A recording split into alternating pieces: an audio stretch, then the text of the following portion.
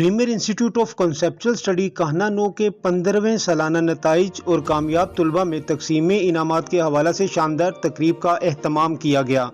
تقریب میں کہنا نو کی معزز شخصیات اور طلباء کے والدین نے بھرپور شرکت کی۔ معزز مہمانان گرامی میں سٹی پریس کلب کہنا کے صدر doctor Muhammad Adnan, senior head master government high school Kacha Aftab Zain ul-Rahman اور پرائیویٹ اسکول ایسوسی ایشن PSA کے صدر سر قمر عباس نے اپنی پوری ٹیم کے ساتھ شرکت کی۔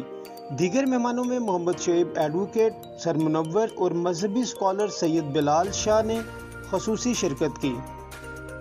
تقریب کا آغاز تلاوت قرآن پاک سے کیا گیا۔ اس کے بعد پاک آرمی کو خراج تحسین پیش کرنے کے لیے طلباء نے آرمی ٹیبلو پیش کیا۔ طلباء نے ملی نغمے، نظمیں اور تقاریر کے ذریعے تقریب کو چار چاند لگا دیے۔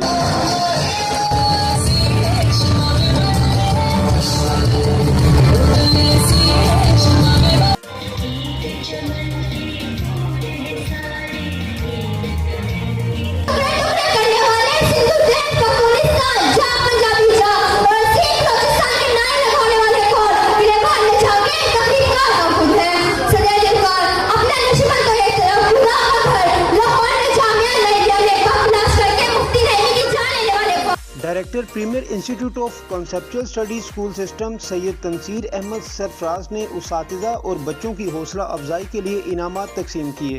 اسکول کے پرنسپل سید توقیر احمد نے اس عزم کا اظہار کیا کہ ہم بچوں کو نمبروں کی دوڑ سے باہر لا کر کنسیپچل اسٹڈی کی طرف لائیں گے۔